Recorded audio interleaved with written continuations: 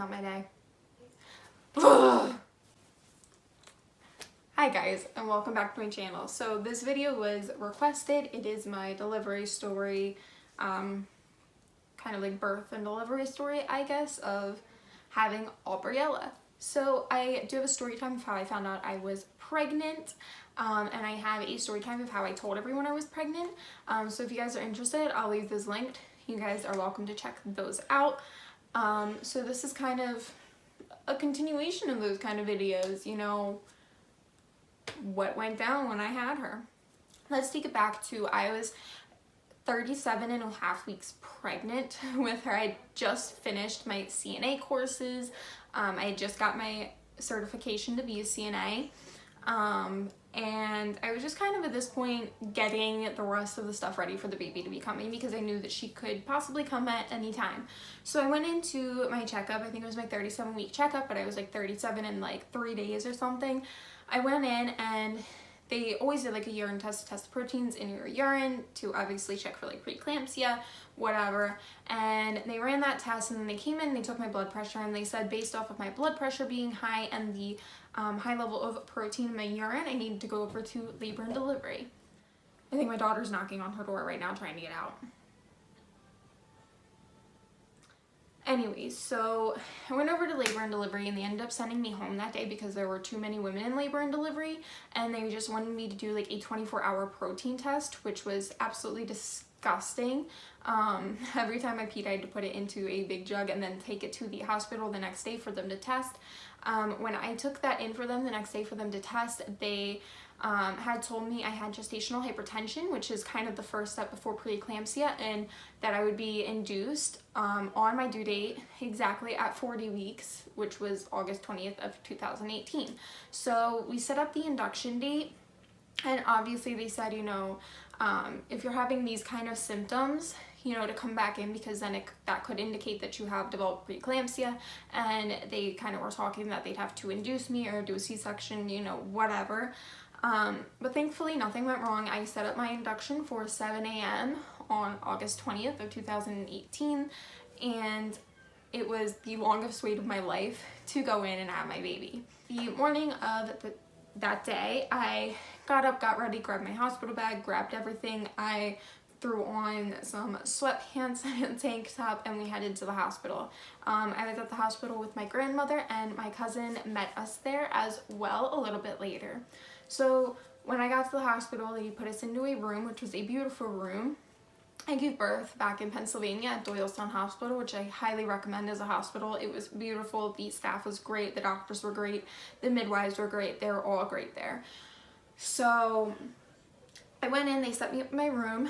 They had the doctor come in and talk to me, kind of explain what was going to happen, what was going to go on, and they went ahead and put an IV in, and they started Pitocin. So they started Pitocin around 7:30 a.m. Before I get any hate or judgment from the moms who had an all-natural birth and everything went perfect for them, I'm not looking for your opinions, and I'm not looking for your hate, because I chose to be induced. I medically needed to be induced, and if I had to do that all over again, I would in a heartbeat. I don't see anything wrong with induction.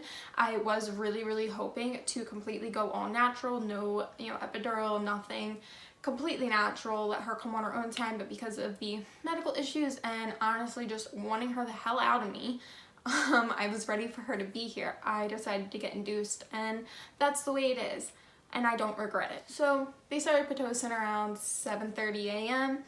And about 8 a.m. the doctor came in and broke my water. So they broke my water. That feeling was an interesting feeling. It was interesting. It was not like what I expected at all when your water would be broke. So they broke my water, and from there, everything started, you know, to get going. I started having contractions, which I did not know were contractions at first, because it literally, like, my back felt like it was on fire. My back hurt so bad. I would get these like times of like feeling like I had to go to the bathroom really bad, but like knowing that I didn't, and it was so odd. So when one of the nurses came in, I talked to her. She kind of came in to check on me, asked if I wanted an epidural, whatnot. you know, I kind of explained like what was going on. She said, you know, those are contractions, whatever. They had the doctor come in and talk to me. They said, you're having contractions, you're having back labor. It turns out that the baby, she was turned around, so her face was facing my back, I believe, which was causing me to have back labor. So I tried to endure the back labor. I tried sitting in the bed. I tried sitting in a chair. I didn't really get a chance to get on like the birthing ball or anything because they said with my water being broke already, I couldn't use the birthing tub or the birthing balls. A little bit of time went by. I was trying to get through it, but I was in just like agonizing pain. It was awful. I didn't cry though. My grandmother can attest to that. I still did not cry being in labor. But it hurt really bad. So one of the final times that the nurse came in and asked if I wanted an epidural, it was one of the last times I could say yes. I finally gave in and I got the epidural, which again was one of the best decisions I've ever made. I was able to take a 2-hour nap before my daughter was here. So I got the epidural, I hung out, I watched TV with my grandmother and my cousin. We kind of talked about what we were going to do when the baby got there and how excited we were. I was jealous of them being able to eat, and I got upset about that. I'm pretty sure I cried. And yeah, around, I want to say 4:45, the doctor came in and she checked me. And I think I was at like 7 or 8 centimeters dilated. So she was like, okay, I'll be back, and you know, whatever, to come check you again. She ended up coming back around, I think like 5:15-ish, 5:30-ish, and she checked me again, and I will never forget it because I was like in so much fear. She said, you're completely dilated, it's time to break the bed, and you're having this baby. So I started freaking out. You know, the nurses, the doctor, everyone's getting ready. It takes them about 15 minutes to like get ready, I guess. And by 5:30, 5:45, I was pushing. And I pushed for about 45 minutes. My daughter was born at 6:29 p.m. And it was the most beautiful thing ever. I remember when she finally came out, and keep in mind, the whole time I'm pushing, like, I'm not feeling anything because I have the epidural. You know, my cousin's yelling at me to stop pushing with my face. I have no idea what I'm doing because I had an epidural. I can't feel anything. And then I vividly remember I'm watching the TV, which was right above my bed. And it was like an advertisement on Texas Roadhouse, their rolls and their butter. So I started having a conversation with the doctor about, you know, Texas Roadhouse rolls and butter while I was delivering my daughter. Welcome to being me. So, sorry, I'm super tired, guys. Anyways, so at 6:29, my daughter came out. First thing I asked was, is she okay? Nobody ever told me that babies do not cry as soon as they come out. They don't cry as soon as they come out. It takes them a couple seconds. No one ever told me that, so I started freaking out, asked if she was okay. She was okay. They put her on my chest for skin to skin. She started eating pretty much right away. I had about a full hour with her after she came out before they even took her to, you know, do measurements or tell me how much she weighed. I just got to do an hour of skin to skin. After that hour was up, of course, I had people coming in and out already at this time. My cousin cut the baby's cord. My grandmother was obviously there as well during the whole delivery. And at this point, you know, we kind of had my daughter's father's family coming in and some of my family. So it was kind of a blur of things. And if I could do that over again, I wouldn't let so many people come into the delivery room after I had the baby. I would have made them wait a couple days or even wait until we got home. But that's what happened. So about an hour after I had her, they took her and they did her measurements. I think they did a couple tests or something that they do with newborns, and they brought me a sandwich, which was the best sandwich of my life. Like, I'm not even kidding. Like, being able to eat after labor is like the best thing ever. So from then, they, you know, made sure that I was okay, made sure that my epidural was wearing off. They sent us to our own room.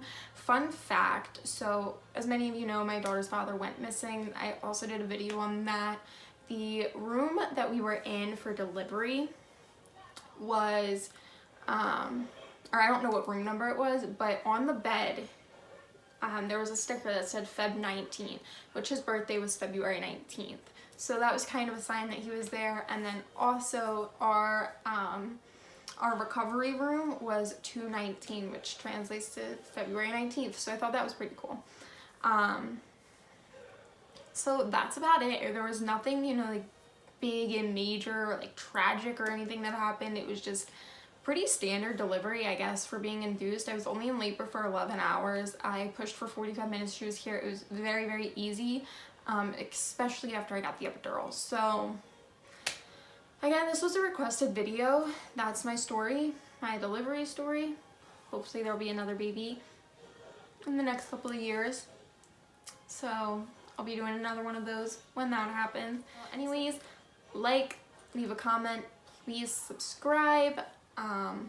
Follow me over on Instagram at bi_babymama. I do video updates, you know, I ask you guys questions, kind of get you guys interacting with my videos on there. So that's about it. I hope you guys enjoyed, and I'll see you in my next video. Bye guys.